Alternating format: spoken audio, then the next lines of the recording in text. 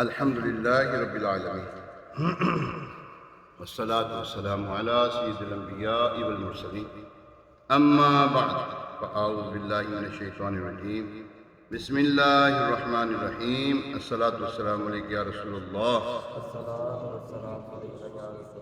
وعلى آلك وأصحابك يا حبيب الله الصلاة والسلام عليك يا نبي الله وعلى آلك وأصحابك يا نور الله نویت سنت الاعتکاف۔ پیارے آقا مدینے والے مصطفیٰ صلی اللہ تعالیٰ علیہ وآلہ وسلم پر درود و سلام پڑھنے کے بے شمار فضائل۔ ایک فضیلت میں آتا ہے، فرمایا کہ بروز قیامت 3 قسم کے ایسے خوش نصیب ہوں گے جن کو اللہ تعالیٰ تعالیٰ کی عرش کا سایہ نصیب ہوگا۔ پہلا وہ جو میری کسی امتی کی پریشانی کو دور کر دے، دوسرا میری سنت کو زندہ کرنے والا، تیسرا مجھ پر کثرت سے درود و سلام پڑھنے والا، درود شریف پڑھنے والا۔ اللہ کریم ہمیں بھی حضور علیہ السلام کی ذات والا اعتبار پر درود پاک کثرت سے پڑھنے کی توفیق عطا فرمائے۔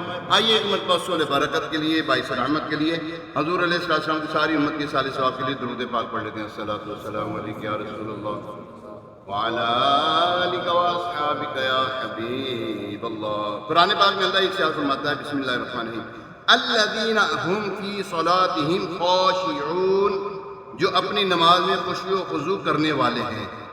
یہاں سے ایمان والوں کے چند اوصاف بیان کیے گئے، چنانچہ ان کا پہلا وصف بیان کرتے ہوئے ارشاد فرمایا، ایمان والے خشوع و خضوع کے ساتھ نماز ادا کرتے ہیں۔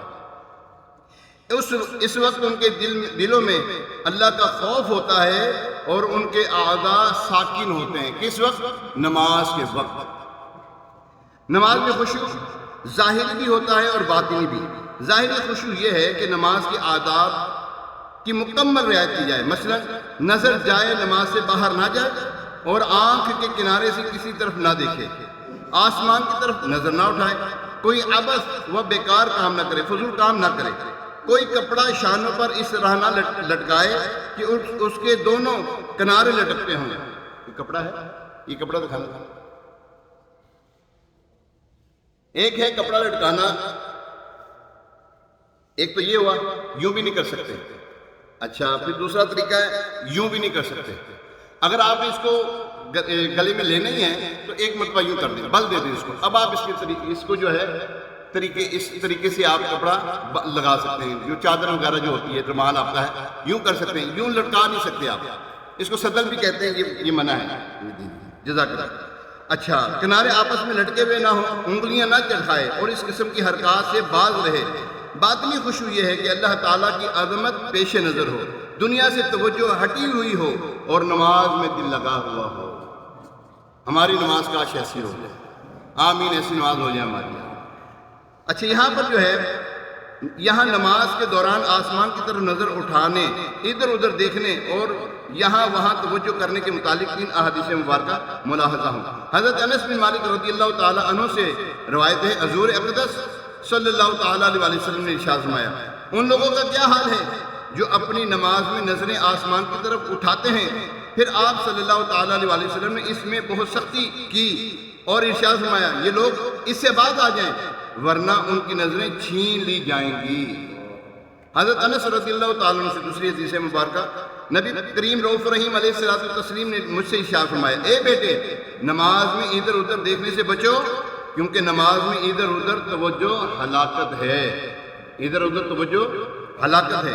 حضرت عائشہ صدیقہ، طیبہ، طاہرہ، عابدہ، زاہدہ، عفیفہ، مفسرہ، متقیہ، مجتہدہ، محدثہ، عالمہ، فاضلہ، عارفہ رضی اللہ تعالی عنہ فرماتی ہیں، میں نے حضور صلی اللہ تعالیٰ علیہ وسلم سے نماز میں ادھر ادھر توجہ کرنے کے بارے میں سوال کیا تو آپ علیہ السلام نے ارشاد فرمایا، یہ شیطانی لغزش ہے، اس کے ذریعے شیطان بندے کو نماز میں پھسلانا چاہتا ہے۔ لہذا ہر مسلمان مرد اور عورت کو چاہیے کہ پوری توجہ اور خشوع و خضوع کے ساتھ نماز ادا کرے اور اللہ تبارک و تعالیٰ کی عبادت اس طرح کرے جیسے عبادت کرنے کا حق ہے۔ حضرت عثمان رضی اللہ تعالیٰ عنہ سے روایت ہے، حضور نبی پاک صلی اللہ تعالیٰ علیہ وسلم نے ارشاد فرمایا، جس مسلمان شخص پر فرض نماز کا وقت آ جائے وہ اس نماز کا وضو اچھی طرح کرے، پھر نماز میں اچھی طرح خشوع اور رکوع کرے تو وہ نماز اس کے سابقہ گناہوں کا کفارہ ہو جاتی ہے جب تک وہ کوئی کبیرہ گناہ نہ کرے، اور یہ سلسلہ ہمیشہ جاری رہتا ہے۔ فجر پڑھی اور خشوع و خضوع کے ساتھ اس طرح بتایا کہ اس طرح پڑھی، پچھلے سب گناہ معاف، ہاں سب گناہ معاف ہو گئے۔ بلکہ روایات میں تو یہ بھی مضمون موجود ہے، بندہ مومن کی گناہ جو ہے نا گٹھری میں باندھ کے اس کے موڈے پہ رکھ دیے جاتے ہیں، کاندھے پہ رکھ دیے جاتے ہیں، جب رکوع سجود کرتے ہیں وہ گناہ ختم ہو جاتے ہیں، وہ جھڑ جاتے ہیں، گر جاتے ہیں، تو اس کے اوپر گناہ باقی نہیں رہتا۔ ہاں کبیرہ گناہ جو ہے وہ معافی سے ہی معاف ہوتے ہیں۔ اگر صحابہ کرام علیہم رضوان اور دیگر بزرگان دین رحمہم اللہ المبین کی سیرت کا مطالعہ کیا جائے تو کثرت ایسے واقعات مل جائیں گے جو اس آیت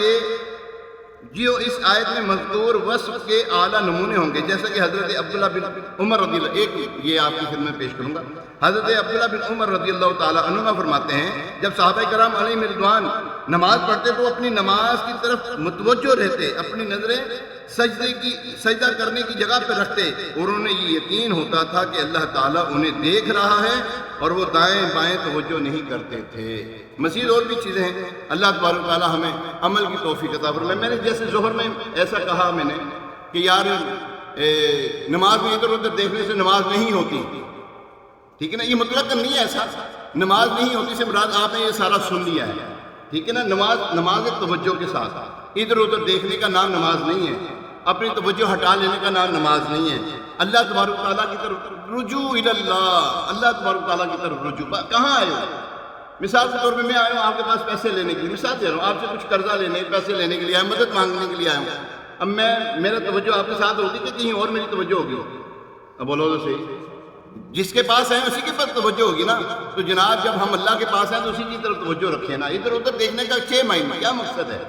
ادھر ادھر دیکھنے کا مقصد ہی کوئی نہیں بنتا۔ اللہ تبارک و تعالیٰ ہمیں جو مومن کا ایک وصف بیان دیا مومنین کا، قد افلح المؤمنون، تحقیق فلاح پا گئے وہ مومن جو اپنی نماز کی حفاظت کرتے ہیں۔ آگے جو فرمایا نا، جو اپنی نماز میں خشوع و خضوع کرنے والے ہیں۔ اللہ تبارک و تعالیٰ ہمیں ان باتوں پر عمل پیرا ہونے کی۔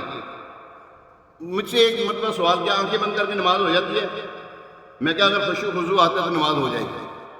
اگر خشوع و خضوع آتا ہے نماز آنکھیں بند کر کے ہی، آپ کہتے مجھے آنکھیں کھولتا ہوں تو مجھے نا وسوسے آتی ہیں ادھر ادھر دیکھنے کو، آپ آنکھیں بند کرتے ہیں، اب آپ آنکھیں بند کرتے ہیں، خشوع و خضوع لے کر آئیں، جتنا ہو سکے لے کر آئیں، جتنی عاجزی اختیار کر سکتے کر لیں۔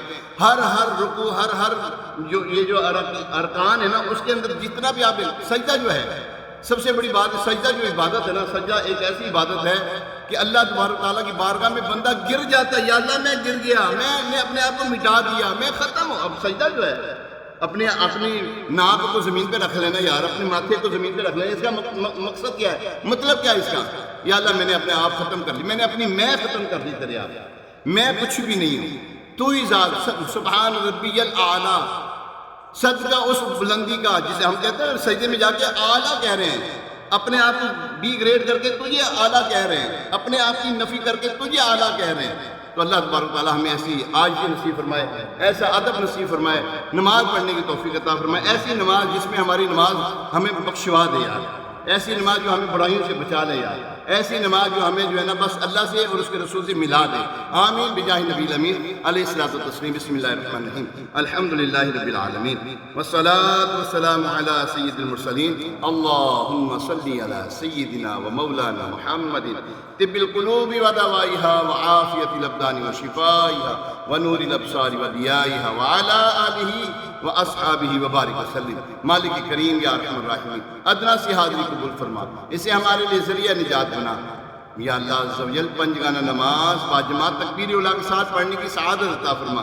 اے اللہ ہمیں ایسی نماز کی توفیق عطا فرما جو تجھے پسند آ جائے یا اللہ، تیری پسند والی نماز، تیری پسند والی عبادات کرنے کی توفیق عطا فرما۔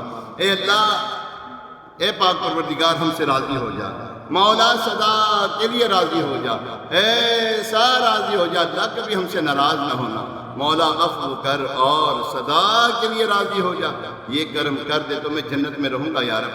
صدقہ پیارے کی حیا کا کہ نہ لے مجھ سے حساب، اللہ صدقہ پیارے کی حیا کا کہ نہ لے ہم سے حساب، بخش دے بے پوچھے لجائے کو لجانا کیا ہے۔ اے اللہ یا ارحم الراحمین، اے پاک پروردگار محمد علیہ السلام کو واسطہ رسوائی کی زندگی سے محفوظ فرما، غیر کی محتاجی سے محفوظ فرما، زوال نعمت سے محفوظ فرما، نعمت کے چھن جانے، آفت کے پھر جانے سے محفوظ فرما یا ارحم الراحمین۔ اپنا اور اپنے مدنی حبیب صلی اللہ تعالیٰ علیہ وسلم کا مطیع و فرما بردار بنا۔ جو مسلمان بیمار ہیں گھروں میں، اسپتالوں میں، یہاں ہمیں جو بیمار موجود ہے مولا، شفائے کاملہ عاجلہ نافع نصیب فرما، ہماری روحانی جسمانی بیماریاں دور فرما یا ارحم الراحمین۔ اے پاک پروردگار، ہمارے رشتہ دار ہیں شکیل بھائی، یا اللہ اس کی بیماری کو دور فرما دے، یا اللہ اس کی گھر والی کو بھی شفا عطا فرما۔ اے اللہ دونوں میاں بیوی کو شفائے کاملہ عاجلہ نافع نصیب فرما، ان کی بیماریوں کو دور فرما دے، ان کی پریشانیوں کو دور فرما دے، گھر میں جو یا اللہ پریشانیاں دور ہو جائیں، کاروباری جو پریشانیاں ان کی دور ہو جائیں، یا اللہ ہمارے سہیل بھائی کو شفا عطا فرما، وسیم بھائی کو شفا عطا فرما، ان کی والدہ کو شفا عطا فرما۔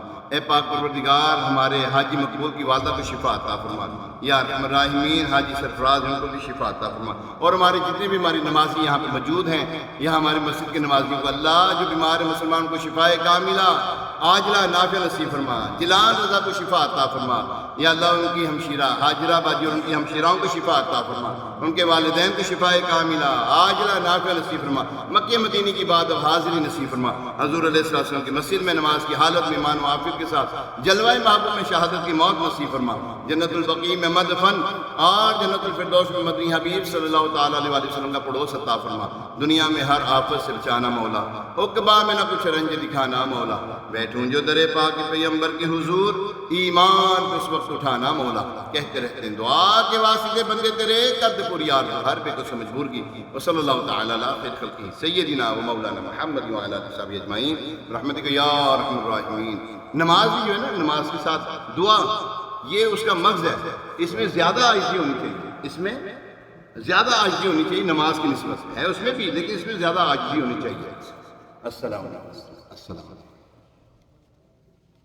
السلام علیکم۔